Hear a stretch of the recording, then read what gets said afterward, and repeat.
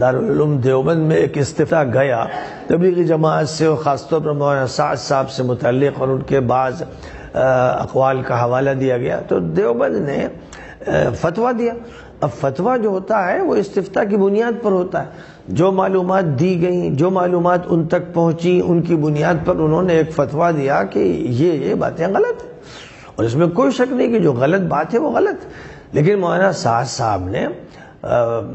اس میں پوری تواضع اختیار کرتے ہوئے اور دیوبند کا پورا احترام رکھتے ہوئے اور فتوے اور دارالافتاء کے احترام کو برقرار رکھتے ہوئے دیوبند سے رجوع کیا۔ تحریری طور پر بھی اور تقریری طور پر بھی انہوں نے اس کا بار بار اظہار کیا کہ میں دارالعلوم دیوبند کو اور دیوبند کی تحریک کو مرجع سمجھتا ہوں، اور تبلیغ کی تحریک اس سے وابستہ ہے، اور میں اپنے تمام ایسے اقوال سے جو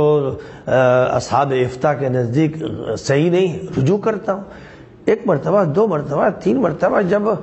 جب ایک بڑی جماعت کا ذمہ دار رجوع کر رہا ہے اور کسی ایک ملک کے ایک دارالافتاء سے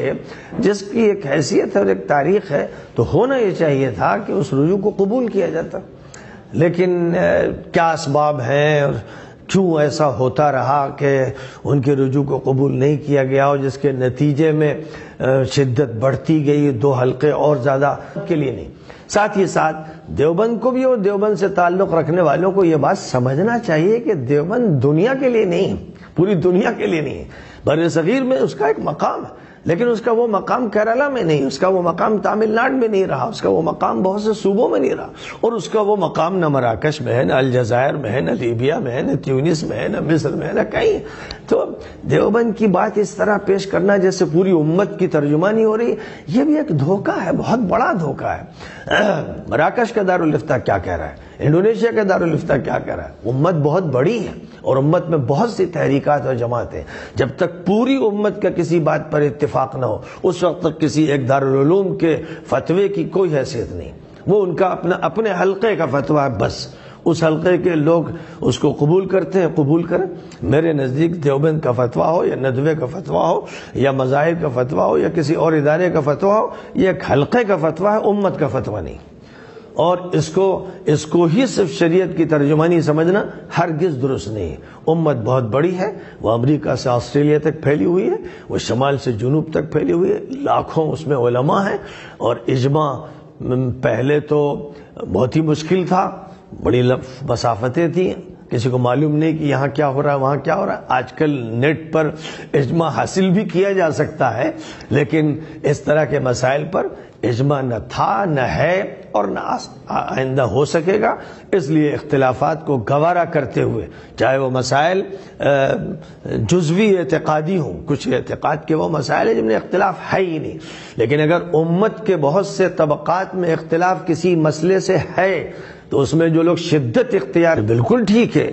فکر کا اختلاف ہے، لیکن جیسے میں نے کہا کہ دیوبند کا اختلاف ہے تو یہ دیوبند کی رائے ہوئی۔ اب دیوبند کی رائے کو جو حرف آخر سمجھتا ہے وہ اسے قبول کرے، لیکن پوری امت دیوبند کے تابع نہیں ہے، نہ ہندوستان تابع ہے، نہ پاکستان تابع ہے، نہ بنگلہ دیش تابع ہے، اور پوری دنیا تو بہرحال نہیں ہے۔ تو جب ایسا ہے، اور تبلیغی جماعت پوری دنیا میں ہے، اس کا کام امریکہ سے آسٹریلیا تک ہے، تو ایک ایسی جماعت جو پوری دنیا میں پھیلی ہوئی ہے، اس پر کسی ایک علاقے کا دارالافتاء فتویٰ دے کر فیصلہ نہیں کر سکتا، یہ اس کا مقام نہیں۔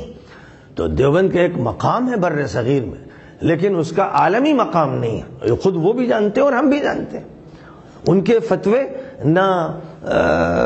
سعودی مملکت میں چلتے ہیں، نہ ان کے فتوے مصر کے مجمع فقہی میں چلتے ہیں، نہ ان کے فتوے مراکش اور لیبیا میں چلتے ہیں، نہ افریقہ میں چلتے ہیں۔ تو اب جہاں چلتے ہیں ٹھیک ہے، وہ حلقہ اگر رجوع کرتا ہے تو یا وہ صحیح، یہ باتیں ہوتی ہیں، لیکن پھر وہی کہ بہت محدود دائرے میں سوچتے ہیں۔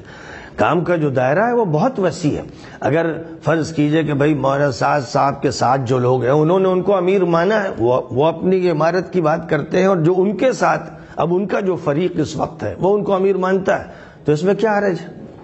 ان کے تو وہ امیر ہے ہی جو مان رہے ہیں ان کو، اور جب وہ امیر ہیں ان کے اور انہوں نے اپنی شورا بنا لی تو ان کی اپنی جماعت ہے۔ اب جو اس جماعت سے الگ ہوئے، یعنی انہوں نے اختلاف کیا، فکری، انتظامی، نظریاتی، کسی طرح کا بھی اختلاف کیا، وہ اپنے انداز سے کام کر رہے ہیں۔ اور کر رہے ہیں، ان کا بھی احترام ہے، ان کا بھی اکرام ہے، ان کا ایک نقطۂ نظر ہے، اس طرح وہ سوچ رہے ہیں، اور ایک انتظام ہے جو ان کے ذہن میں ہے۔ اس لیے بجائے اس کے کہ دونوں کو موضوع بنایا جائے غیبتوں کا، چغلیوں کا، تنقیدوں کا، بہتر یہ ہے کہ اچھا تذکرہ ہو اور دونوں کے جو دونوں کی خوبیاں ہیں وہ ذکر کی جائیں، اور کام کو متاثر نہ ہونے دیا جائے، عوام میں کوئی غلط تاثر نہ جانے پائے، کوئی منفی بات نہ کی جائے، اس کی فکر کرنے کی ضرورت ہے۔ اور کم از کم ندوۃ العلماء کے اسٹیج سے میں یہی کہنا چاہتا ہوں کہ ایک کام جو عالمی ہے اور جس کے زبردست اثرات ہیں اور جس کو باقی رہنا چاہیے، اس کام میں وسعت پیدا ہونی چاہیے، اس میں تجدید ہونی چاہیے، اس میں اصلاح ہونی چاہیے، اور امت کے تمام طبقات و جماعتوں سے رابطے بڑھانے چاہیے۔ یہ کام کرنا چاہیے، سب کو کرنا چاہیے۔ اگر وہ دو حصوں میں بٹ گئے ہیں تو کوئی حرج نہیں، لان تان نہیں۔